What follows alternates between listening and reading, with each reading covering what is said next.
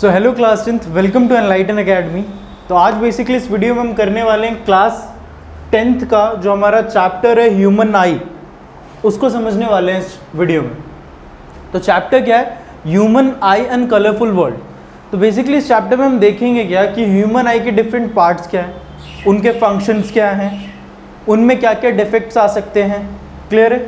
उसके बाद colourful world वाले पार्ट में हम देखेंगे कि हमारा एटमॉस्फेरिक रिफ्रैक्शन क्या होता है, रेनबो फॉर्मेशन कैसे होता है, अर्ली सनराइज डिलेड सनसेट क्या होता है। इन सारी चीज़ों को समझेंगे एक एक करके। तो फर्स्ट हम समझेंगे ह्यूमन आइज के डिफरेंट पार्ट्स को। तो आप इधर देख सकते हैं कि अलग अलग सारे पार्ट्स दिए गए हैं, इनको एक बार देख लेते हैं कि कौन से हैं, फिर हर किसी का फंक्शन देखेंगे। तो सबसे पहले आगे जो आप ये पार्ट देख रहे हैं, सबसे आउटर मोस्ट, इसे बोलते हैं कॉर्निया। इसे बोलते हैं कॉर्निया। किसका क्या काम है बाद में समझेंगे।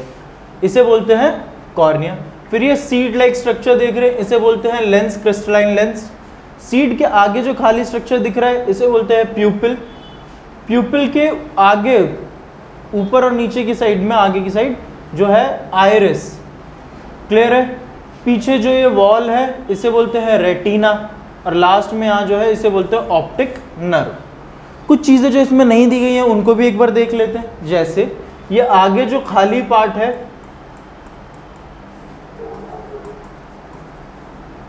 इसे बोलते हैं एक्वस ह्यूमर। पीछे जो ये खाली पार्ट है पूरा, इसे बोलते हैं विट्रस ह्यूमर। जो सीड के आगे पीछे जो है इसे तो बोलते हैं आयरिस, बट ऊपर नीचे जो ये ब्लैक पार्ट दिख रहा है इसे बोलते हैं सिलरी मसल्स। क्लियर है सारी चीजें? अब हर किसी का फंक्शन धीरे धीरे समझते हैं कि किसका क्या काम है। फर्स्ट जो सबसे आउटर मोस्ट पार्ट है कॉर्निया, क्या होता है? Cornea is the transparent part of the I that covers the front portion of the I. Transparent part होता है आई का, कवर करता है फ्रंट पोर्शन ऑफ द आई को, जिसमें क्या आता है? लेंस, आइरिस, प्यूपल और इंटीरियर चैम्बर को।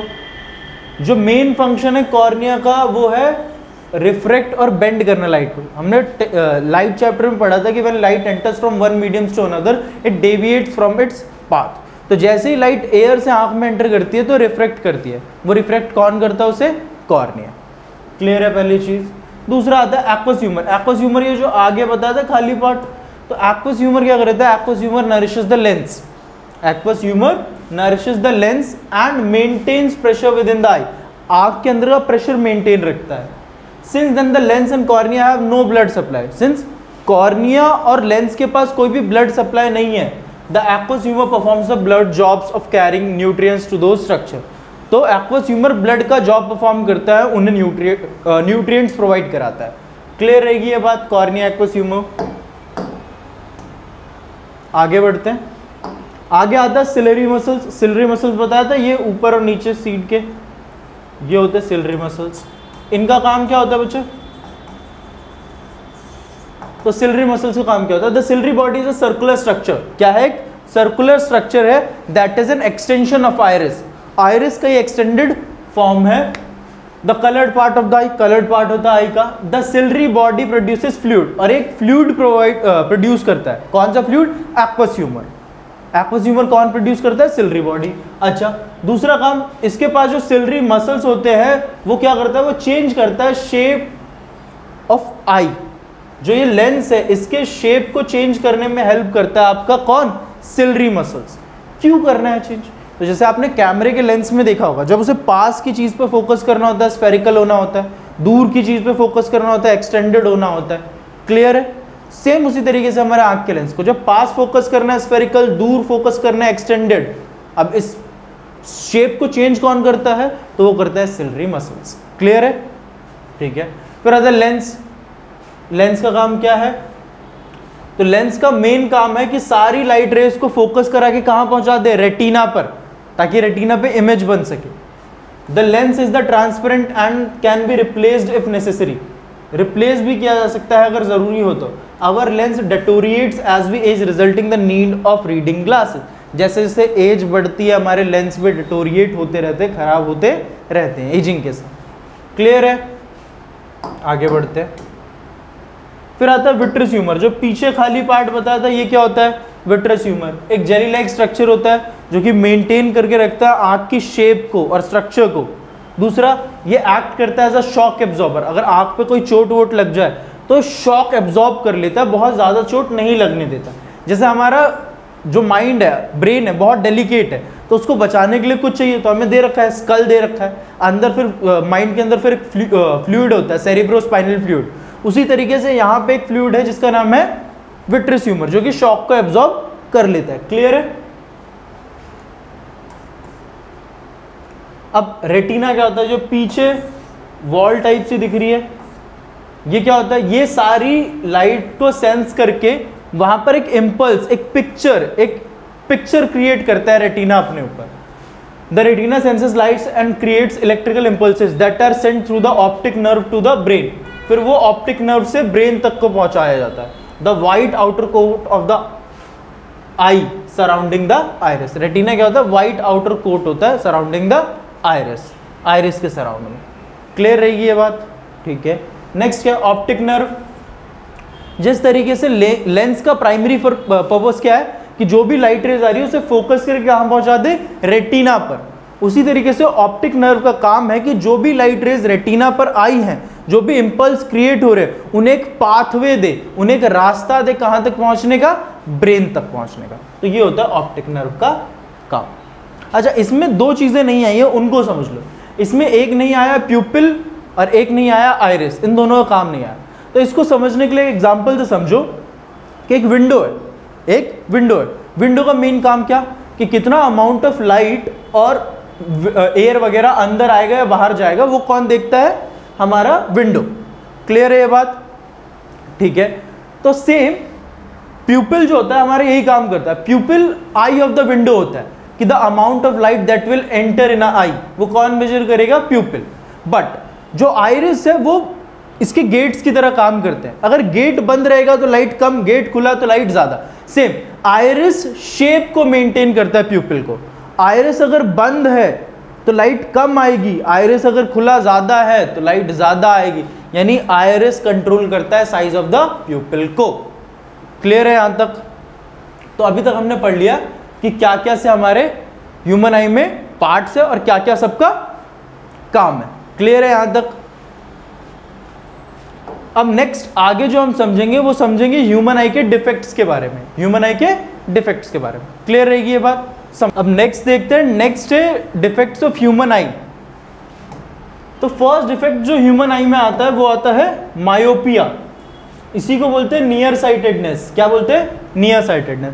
ये कॉमन विजन प्रॉब्लम है जिसमें होता क्या है कि इंसान को पास का दिख रहा होता है बट दूर का ब्लर दिख रहा होता है। पास का दिख रहा है बट दूर का ब्लर दिख रहा है। अब जैसे कि एक नॉर्मल ह्यूमन आई है, उसमें कोई भी चीज, कोई भी इमेज कहां बनती है? रेटिना पर। कहां बनती है? रेटिना पर। बट जो एक मायोपिक आई होती है उसमें क्या होता है कि जो लाइट रेज है वो पहले ही मीट कर जाती है, यानी रेटिना पर इमेज ही नहीं बन पाती। अब ऐसा होता क्यों है? कॉज क्या है मायोपिया के? तो दो मेन रीजन है। फर्स्ट, या तो हमारा जो लेंस है, वो क्या हो रखा है? इलोंगेटेड हो गया है। क्या हो गया? इलोंगेटेड फॉर्म में आ गया है। या तो ये हो गया, या दूसरा जो हमारी फोकल लेंथ है लेंस की, वो डिक्रीज हो गई है, जिस वजह से ये हो रहा है। दूर की चीजें ब्लरी होते जा रही है, दूर की चीजें ब्लरी होते जा रही है। क्लियर रहेगी ये बात? ठीक है। अच्छा, ये तो हो गया कि अच्छा, इसमें याद रखने वाली चीज है कि नॉर्मल आई में कहां बनती है वो बनाना, मायोपिक आई में कहां मीट करती है वो बनाना, और फिर आता है करेक्टिव। अब इसे करेक्ट कैसे किया जाए? तो हाउ टू क्योर मायोपिया। तो हाउ टू क्योर मायोपिया में क्या आता है कि पहले यहां मीट कर रही थी तो मैंने लगा दिया है कॉनकेव लेंस। कौन सा? कॉनकेव। अब कॉनकेव कैसा लेंस है? डाइवर्जिंग। तो थोड़ा सा फैला देता है, जो पहले मीट कर रही थी वो आगे जाके मीट करती है। कहां पर? एकदम रेटिना पर। तो myopia can be cured using the concave lens. This is because the concave lens enlarges the light rays and makes the image of the object perfectly on retina. Clear है? ये तो था मायोपिया। दूसरा कौन सा होता है डिफेक्ट? तो नेक्स्ट डिफेक्ट इज हाइपरमेट्रोपिया। कौन सा है? हाइपरमेट्रोपिया, जिसे हम लॉन्ग साइटेडनेस भी या फार साइटेडनेस भी कहते हैं। ये भी एक कॉमन विजन प्रॉब्लम है जिसमें दूर का दिख रहा होता है बट पास का ब्लर दिख रहा होता है। अब जो नॉर्मल आई है उसमें कहां बनती थी इमेज? रेटिना में। बट हाइपरमेट्रोपिक आई में कहां बनती है इमेज? रेटिना के पीछे। रेटिना के पीछे। कॉजेस क्यों होता है ऐसा?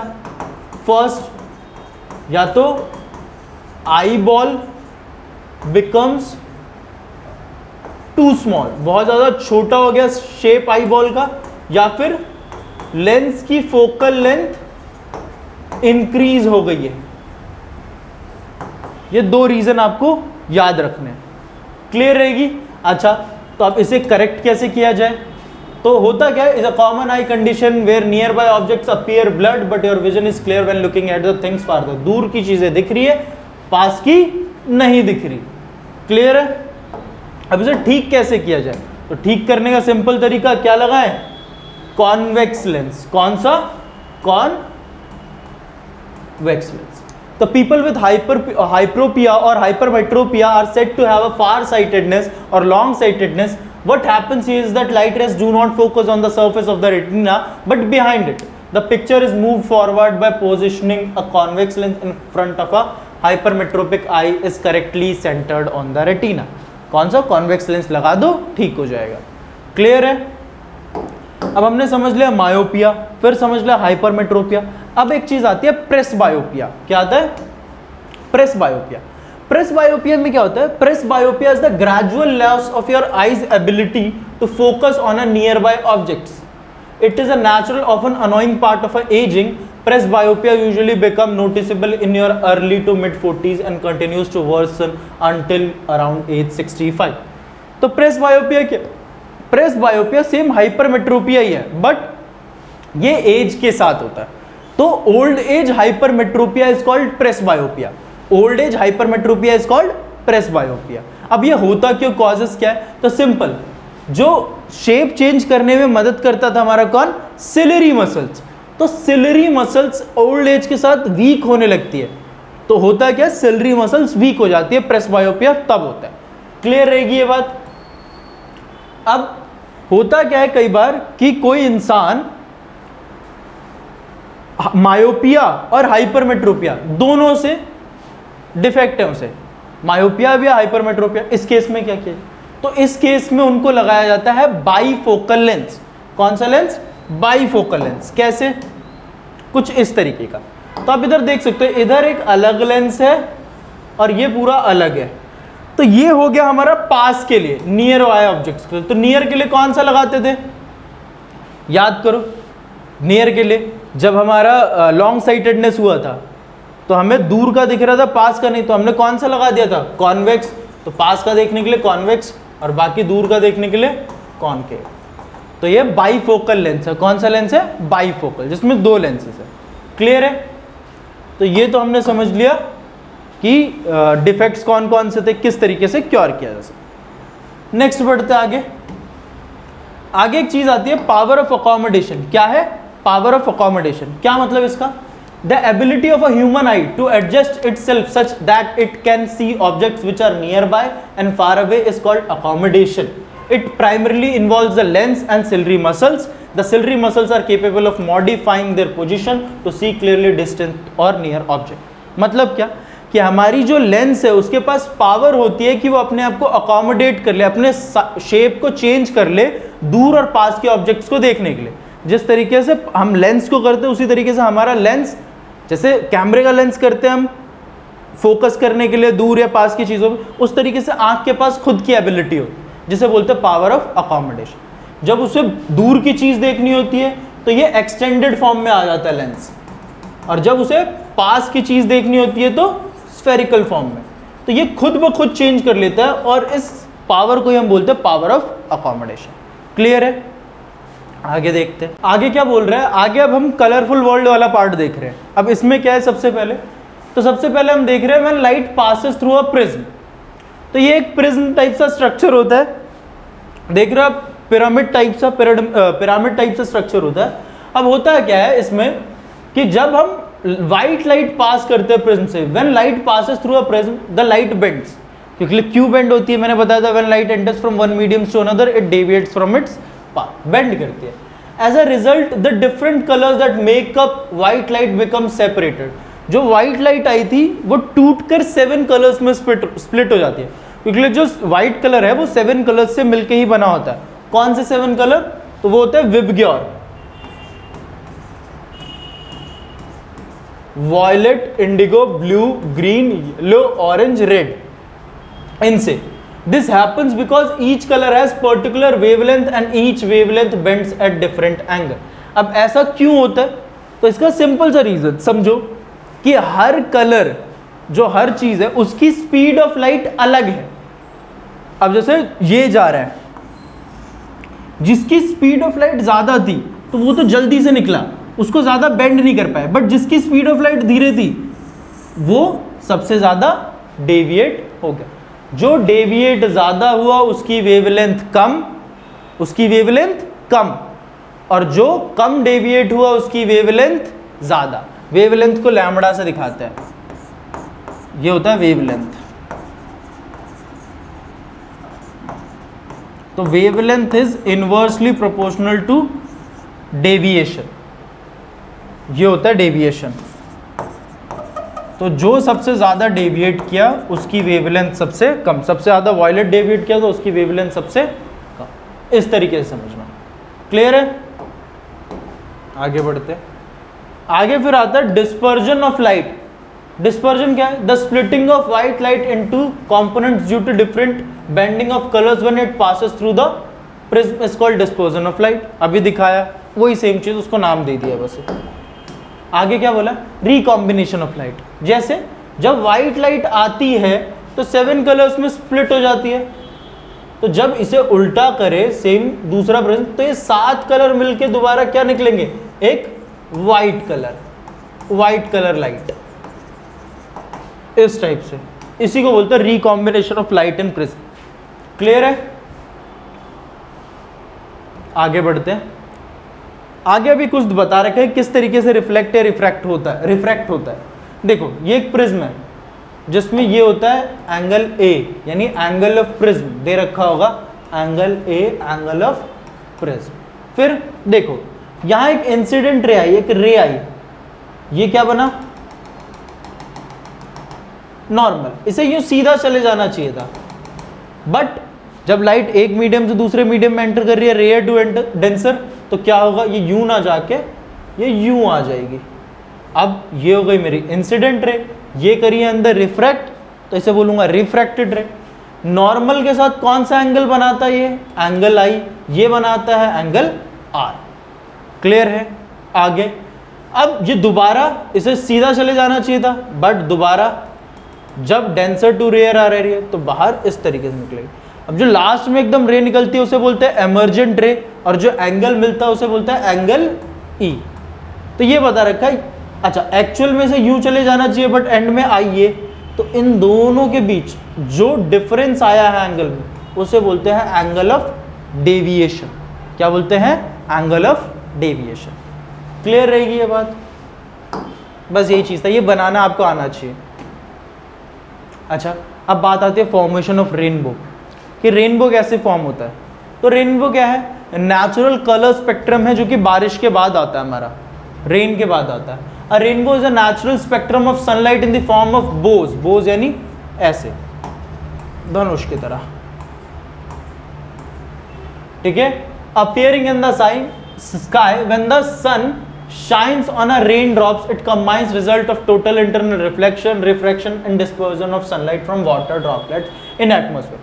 अब समझो यहां बोला क्या, इसने बोला जैसे कि बारिश हुई तो बारिश होने के बाद वाटर के कुछ ड्रॉपलेट्स आसपास एटमॉस्फेयर में रह जाते हैं। एटमॉस्फेयर में रहने के बाद वो एक्ट करते हैं as a prism, as a prism. अब जब उस पर सनलाइट पड़ती है तो वहां पे हो जाते हैं 3 फिनोमिना। कौन कौन से? सबसे पहले लाइट इसके अंदर एंटर कर रही है, यानी rare to denser water droplet के अंदर एंटर कर रही है, यानी हो जाता है पहला तो रिफ्रैक्शन। अब इससे बाहर निकल जाना चाहिए था आगे, क्योंकि कोई पॉलिश सरफेस तो है नहीं, बट ये बाहर ना निकल के अंदर ही रिफ्लेक्ट कर जाती है, जिसे बोलता है टोटल इंटरनल रिफ्लेक्शन। अब ये क्यों हुआ? तो टोटल इंटरनल रिफ्लेक्शन मतलब क्या होता है कि जैसे एंगल बार बार एक लाइट एंटर कर रही है एक पर्टिकुलर एंगल पे, जब वो क्रिटिकल एंगल यानी 90 डिग्री के एंगल को एक्सीड कर जाता है तो वो अंदर की तरफ ही रिफ्लेक्ट कर जाता है। जब जो लाइट अंदर एंटर कर रही है वो critical angle which means 90 degree को एक्सीड कर जाता है तो वो अंदर ही रिफ्लेक्ट कर जाता है, इसे बोलते हैं टोटल इंटरनल रिफ्लेक्शन। ये बड़ी क्लासेस में आप पढ़ोगे, अभी सिर्फ नाम याद रखो कि इंटरनली रिफ्लेक्ट कर जाती है। उसके बाद ये रिफ्लेक्ट करी और उसके बाद क्या, डिस्पर्स कर जाती है, फैल जाती है, स्कैटरिंग हो जाती है। क्लियर है? तो ये 3 फिनोमेना होता है, यही चीज यहां पे बोली गई है। Rainbow is a natural spectrum of sunlight in the form of bows appearing in the sky when the sun shines on a raindrops, it combines results to total internal reflection, refraction and dispersion of sunlight. तो हमें rainbow दिख जाता है। Clear है? आगे बढ़ते हैं। ये टोटल इंटरनल रिफ्लेक्शन, जैसे ये देखो यहां तक गया तो देखो रिफ्लेक्ट कर रहा है और छोटा सा पार्ट हमारा रिफ्लेक्ट कर जाता है। सेम यहां पे, सेम यहां पे। अब जैसे ही ये क्रिटिकल थीटा क्रिटिकल एंगल को पार किया तो क्या हो गया, ये पूरी तरीके से अंदर रिफ्लेक्ट कर जाता है, बाहर जाएगा ही नहीं। यही चीज यहां बताई गई थी बड़ी क्लासेस का। अभी सिर्फ टोटल इंटरनली रिफ्लेक्ट समझ लो। क्लियर है? आगे आती है स्कैटरिंग ऑफ लाइट। क्या है? This happens because light is absorbed by the particles in the form of energy. जो भी हमारे पार्टिकल्स होते हैं वो लाइट को एब्जॉर्ब कर लेते हैं in the form of energy, and then the particles reflect and emit the light again in all direction, हर डायरेक्शन में फैलाते हैं फिर light. This phenomena is called scattering of light. For example the sky is material medium which particles such as dust particle, water droplets. अच्छा, ये बोला गया कि फैलाना, स्कैटरिंग, स्कैटर करना, उसी चीज को स्कैटरिंग ऑफ लाइट बोलते हैं, जिसकी वजह से हमारा स्काई का कलर क्या होता है, ब्लू। कैसे होता है समझना। बोला why is the colour of the sky is blue? The blue colour of the sky is due to the scattering of light, क्योंकि वहां क्या प्रेजेंट होता है एटमॉस्फेयर में, छोटे छोटे dust particles by small particles of the atmosphere. Blue is scattered more than any color because it travels a shorter wave, जिसका short wave क्या बोलते हैं करती है, ट्रैवल। जो छोटे पार्टिकल्स होते हैं वो छोटी वेवलेंथ वाले को डिस्पर्स करते हैं, जो बड़े पार्टिकल्स होते हैं वो बड़ी वेवलेंथ वाले को। तो सबसे ज्यादा कौन होता है, ब्लू। अब होने को तो ब्लू हो रहा है, वॉयलेट और इंडिगो होना चाहिए था, बट क्यों ब्लू? क्योंकि जो व्हाइट कलर होता है उसमें वॉयलेट और इंडिगो कम अमाउंट में हमें देखने को मिलता है, ब्लू ज्यादा दिख के आता है, इस वजह से हमें स्काई ब्लू दिखता है। क्लियर रहेगी ये बात? यहां तक दिक्कत कोई? क्लियर? आगे बढ़ते हैं। आगे अब बात आ रही है एटमॉस्फेरिक रिफ्रैक्शन की। किसकी?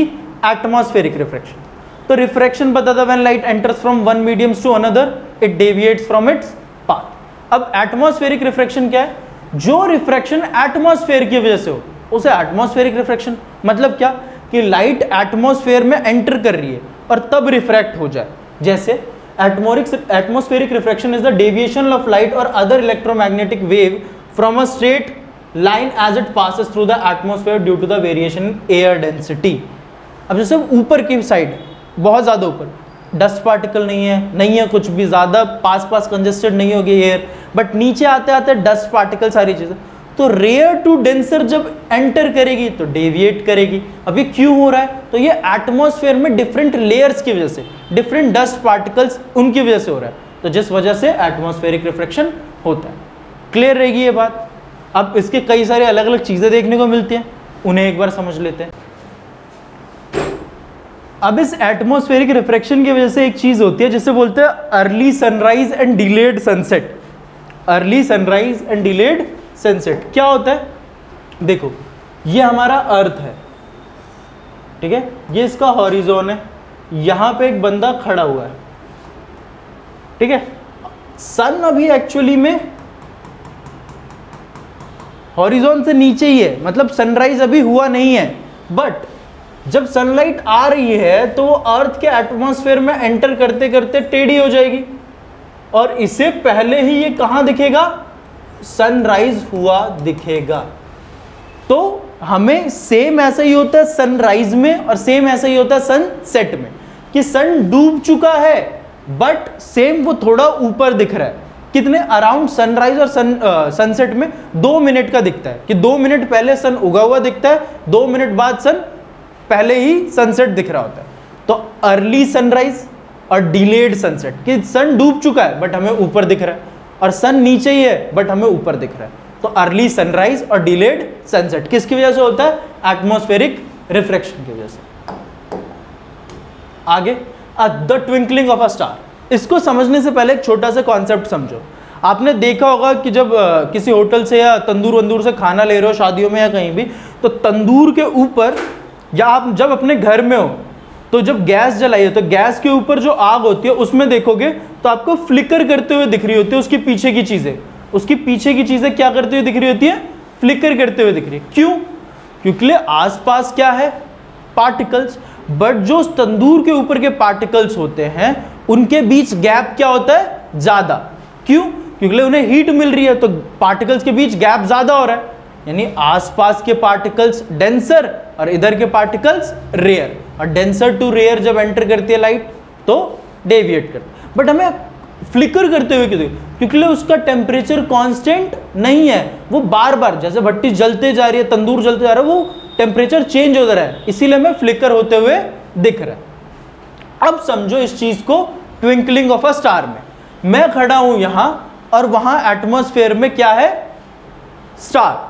स्टार मुझे, मेरी आंखों तक लाइट आ रही है, पोजीशन अलग दिखती है, क्यों, एटमॉस्फेरिक रिफ्रैक्शन, कोई बात नहीं। बट जैसे जैसे लाइट नीचे आ रही है तो डेंसिटी एयर की बढ़ते जा रही है, तो यानी रिफ्रैक्शन लगातार हो रहा है, कोई पर्टिकुलर नहीं है, जिस वजह से क्या होगा, वो मुझे ट्विंकल करते हुए दिखेगा, कभी ज्यादा कभी कम, कभी ज्यादा कभी, जो फ्लिकर यहां पे दिख रहा था तंदूर में वही वहां दिखता है। तो क्या बोला है, the twinkling of a star is due to atmospheric refraction of starlight. The starlight on entering the earth atmosphere here undergoes refraction continuously before it reaches the earth. The atmospheric refraction occurs in a medium of gradually changing refraction. मतलब बार बार change हो रहा है refractive index, इसलिए flicker करते हुए दिखती है। Clear है, आगे बढ़ते हैं। आगे बोल रहे टिंडल इफेक्ट। टिंडल इफेक्ट क्या होता है, the phenomena of scattering of light by particles in a colloid. तो स्कैटर करती है light in a colloidal solution, 9th में पढ़ा है आपने, और a fine suspension is called Tyndall effect. जैसे ये देख रहे हो यहाँ छोटे छोटे पार्टिकल्स हैं कोलाइडल, तो ये क्या कर देंगे, लाइट को स्कैटर करेंगे, यानी पाथ विजिबल होगा। क्या होगा, पाथ विजिबल। ये आपने घरों में भी देखा है, जब एक बंद कमरा है, अंधेरा है, एक छोटी सी जगह से लाइट आ रही है तो उसमें आपको डस्ट पार्टिकल दिखेंगे, पाथ एकदम विजिबल होगा लाइट का, इसी को बोलते हैं टिंडल इफेक्ट। आगे बढ़ते हैं। आगे क्या है, why sun appears red during sunrise and sunset. क्यों हमें सन रेड दिखता है सनराइज और सनसेट के वक्त, तो इसका सिंपल सा रीजन क्या, ड्यूरिंग सनराइज एंड सनसेट, अब होता है क्या, जब वो सनराइज हो रहा होता है या सनसेट हो रहा होता है तो होता क्या है, जो सन होता है हमसे वो अर्थ के हॉरिजॉन से सबसे दूर होता है। जब सनसेट या सनराइज हो रहा होता है तो जो सन होता है वो अर्थ से सबसे ज्यादा दूर होता है, यानी उसे बहुत ज्यादा ट्रैवल करना पड़ता है अर्थ के एटमॉस्फेयर तक पहुंचने के लिए। अब जब लाइट पहुंच रही होती है अर्थ के एटमॉस्फेयर तक तो ज्यादातर जो लाइट्स होती हैं वो क्या हो चुकी होती है, स्कैटर हो चुकी होती है। क्या हो चुकी होती है, स्कैटर। बट रेड एक ऐसी लाइट होती है जो ज्यादा स्कैटर नहीं होती, ज्यादा स्कैटर नहीं होती, क्योंकि वो, जैसे हमारा देखा आपने, रेड को ही डेंजर का सिग्नल भी बनाते हैं, क्योंकि वो ज्यादा फैलती नहीं है, वो ज्यादा स्कैटर नहीं होती, इसीलिए scattered out only longer wavelength are able to reach, क्योंकि उसकी वेवलेंथ ज्यादा हमारी आंखों तक पहुंच पाती है, इसीलिए आपने देखा उसका डेविएशन कम होता है, क्योंकि उसकी वेवलेंथ ज्यादा होती है, इसीलिए हमारी आंखों तक क्या आ पाती है, सिर्फ रेड लाइट आ पाती है। क्लियर रहेगी ये बात, तो ये हमारा यही था पूरा चैप्टर। क्लियर, अब नेक्स्ट देखते हैं हम इसके क्वेश्चन आंसर। पूरा चैप्टर आपको समझ आ गया होगा, तो मिलते हैं नेक्स्ट वीडियो में, बाय बाय।